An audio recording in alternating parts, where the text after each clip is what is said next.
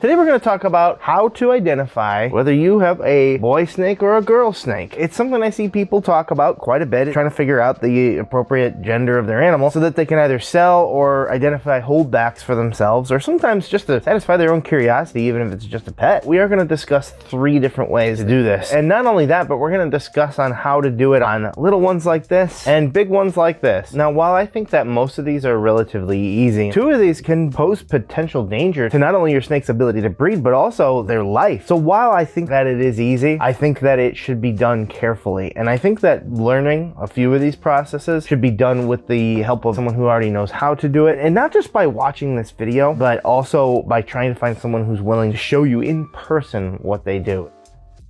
So our first method that we're going to show off is popping the snake, is what it's called. Essentially, you are doing a maneuver in your animal to expose the hemipenes. And if they show up, you have to have a male. If you don't see anything, that means that you probably have a female, although you do need to watch out for false affirmation. If you don't see any hemipenes, maybe you're just not doing the technique right. But if you do see hemipenes, that's a male. If you do not, though, maybe check another time, maybe a little bit later. They're very tense, a lot harder to do it. Sometimes it even helps to have a couple people. That way you can have someone holding the animal, but I don't find this necessary most of the time. I've just seen other people do it. So one of the first things you want to do is you want to take the animal like this. Sometimes you want to make sure that they're secure over here. Then you're going to want to put your first thumb here, usually your left hand, right? Depending on what handed you are, I suppose. And you're going to put your other thumb this way. So one thumb going this way, one thumb going this way. And you give yourself a little bit of room right here. One thing you want to do is make sure you get a good grip, but you're not squeezing. You are not squeezing in any means. I've just got a good grip. This is not comfortable for them, mind you. You usually want to keep it quick. These guys are good sports today, though. You want to kind of hold it here. The snake's body is going to kind of catch on your skin, but you're going to want to pull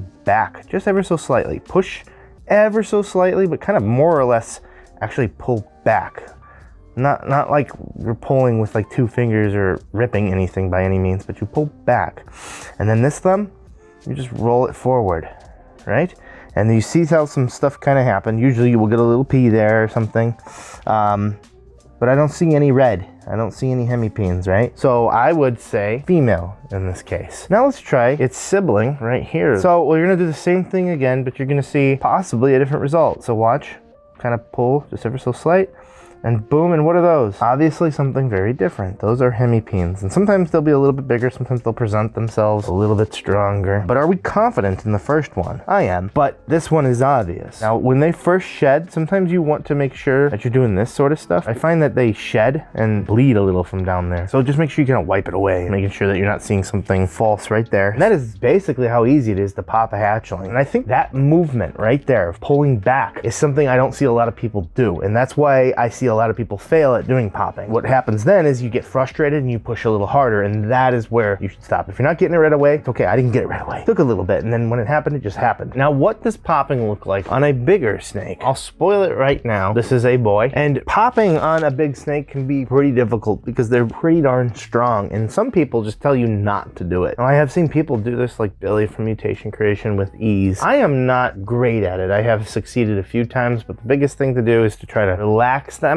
And even in their relaxed state, these are strong animals. This is like a muscular animal. So maybe he'll actually cooperate here. It's really the same exact thing, except you're probably not going to succeed. You can kind of see right here it coming out, but the biggest thing you can also see, although he's not producing a bunch, is this.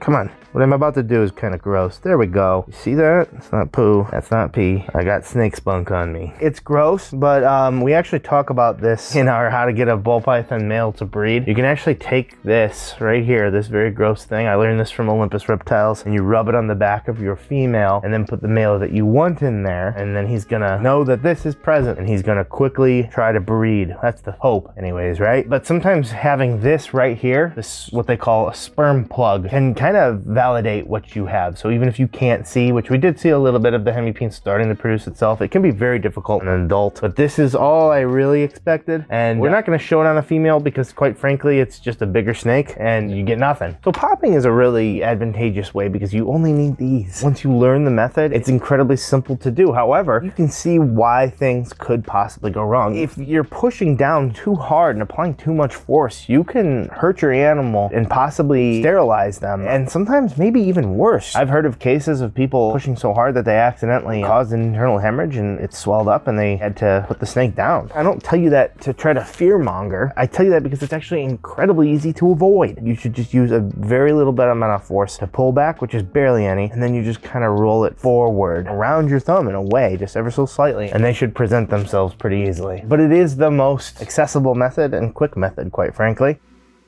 Now that we showed you how to pop a snake, let's go ahead and move on to our next method. Probing. Now, probing is probably a little bit easier for people who don't know how to pop. The trick here is getting your snake still and making sure that you're not stabbing them now into their parts, where you can also do what we discussed earlier and accidentally sterilize your animal or worse. You want to be careful, and you do probably want to use some sort of lubricant. Just make sure that whatever you use does not have any toxins or anything like that in it. So first off, your probe should be clean. There are different sizes you want to use too, but I find something like this can work on an adult and on a hatchling. So we're gonna go ahead and work in reverse order here and show our boy off first with this method. Sometimes it's better if they're hanging and not on a surface, because then they use that to kind of move forward. So this is a gentle process, and there's two hemipenes. There's one and one. So you're gonna pick one side, and you see this little vent here? That's their vent. That's where they do everything. You kind of put it under here. Now you might think I'm gonna go this way, and I'm not. I'm just doing that to secure it in place, and then I gently rotate, and there you go. This is where I am. And then I kind of move it down. The snake will resist a bit. And you don't push. I just do this gentle kind of turning, right? I just turn it ever so slightly. And then when you can't go any further, you can kind of see that right there. I can't go any further, right? I pull it out, and then you count it to the amount of scales down there. I believe that's 1, 2, 3, 4, 5, 6, 7, 8. There's a lot, and there's a reason for that. It is because they are inverted hemipenes down there. They come out when the snake wants to do its dirty business, but they're inverted right now. They can go in that chasm that they create, right? So they go quite a bit further. Now, it might not look like much on a small one. You're gonna see the big difference here once we get our female out here. Now, we clean this. Obviously, if they're your own snakes, I mean, you do you. I just don't think that's incredibly sanitary, because you never know what you got going around. But we're gonna do the exact same method that we used here. Now you can immediately just go like this. You can see, no biggie, I can do that, but I like to do this. It kind of guides it in place, because again, we'll get into what ifs you do this wrong. Oops, lost my traction there. I kind of just use it to guide it. And we're gonna go down the same. Oh, there we go. Oh, please don't pull on me. I think it's peeing. I'm gonna go down the same pathway here, okay? Yep, I'm in. And you can see I'm already getting resistance. Barely anything, right? That is because there's nothing there for it to go into, and therefore you have a female. So probing is the same thing on an adult as well. It doesn't really matter the size, except for the fact that it's gonna go a lot deeper. Kind of get him going here, very calm. Again, whatever he wants to work with, you want to make sure that he's not going to fall, right? He's on my lap right now, and if he decides to fall, I am going to abort mission. So kind of want to just move his tail around like this and kind of move, and then once the second you see you feel some resistance, kind of pull it out. You can kind of count the scales. We can see them right here a little bit better. 1, 2, 3, 4, 5, 9, 10, 11. Yeah, so a lot, right? So how does probing look on a female here? Exact same thing, except it's just going to go a little bit deeper, but that doesn't really mean anything, because it's not going to go as deep as the male. She's a little bit bigger, so getting her in a position that's comfortable is pretty darn important in my opinion. She's gonna resist here, and you want to make sure that you're not like bending them backwards. You can even have someone help you, kind of just hold them in a certain way. I'm gonna work it from this way like this, but I just want to make sure I don't bend her too much. Guide in there.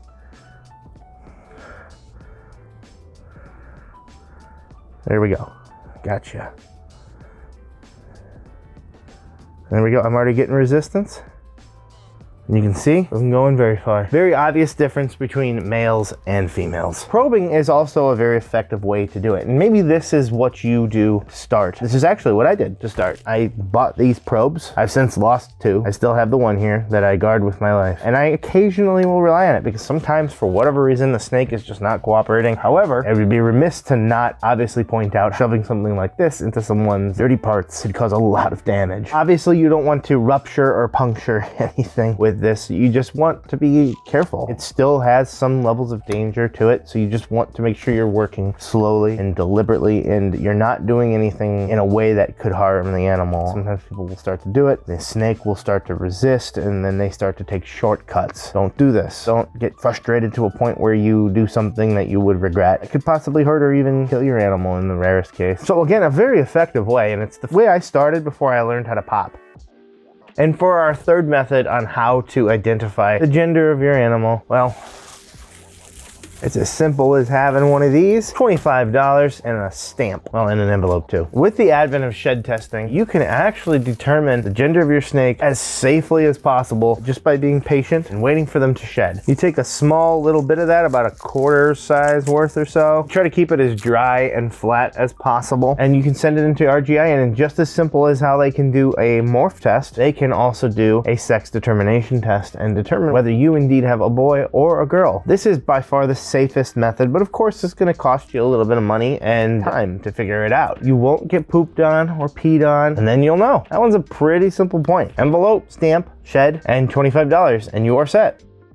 Now, some people also say that there's the ability to go by size because males are usually much smaller than females in most cases, but that is not always accurate. I saw a male that was gargantuan once, and I said, there's no way that that's not female, and I was wrong. So that is not always accurate. And 2, it also makes you rely on waiting till they're bigger. So unless you're gonna grow them out and determine that way and then still not be incredibly accurate, that's not an effective method. Another method that some people will say is looking at their tails. This is not at all effective with ball pythons. Now, with certain other snakes like hognoses and colubrids, this can be an effective way of determining it to an extent, but not in ball pythons. So hopefully this helps you learn to do one of these methods, but always remember that in the beginning, if you're learning, don't feel any shame in having to send a shed test off. It is a incredibly effective way to determine the sex of your animal and to do it safely. In fact, quite frankly, if I had an animal that I was selling that was so incredibly high end, just to make myself feel better, I would totally bring for a genetic test just to rest my mind that I didn't do something wrong, because that is something that happens. Even the best breeder will sometimes make an error and have called it wrong. It's not 100% foolproof. Sometimes you go to probe it and it gets stuck and you're just kind of just like, cool, a female. Sometimes you go to pop and it just resisted and you're just like, ah, cool, a female. Sadly, the most common failures are telling people that what was actually a male was a female. So that's the most false positives right there, is almost always for females, because again, if you see the hemipenes, it's a dead giveaway. But hopefully this helps you. Again, kind of study that method. Popping, I think, is the most effective way to do this. As you're learning, definitely invest in a probe kit, but popping is something that you're gonna have to learn over time. It sounds weird, but you kind of have to practice, but you don't want to over practice because it's the snake you're practicing on and you don't want to stress it out. So you kind of want to just gently practice and just learn the amount of force and whatnot that's necessary. The biggest thing is making sure that your snake is relaxed as possible when doing this. If it is flexing, this isn't gonna work. You need to relax it, you need to calm it down, maybe straighten it out, let it kind of slither forward a little bit, and try to just stop it from flexing as hard as it can, because that is resisting you from doing what you're trying to do. If you wanted to check out our video on how to best get your males to breed for you, which we briefly mentioned here, you can actually check that video out right here.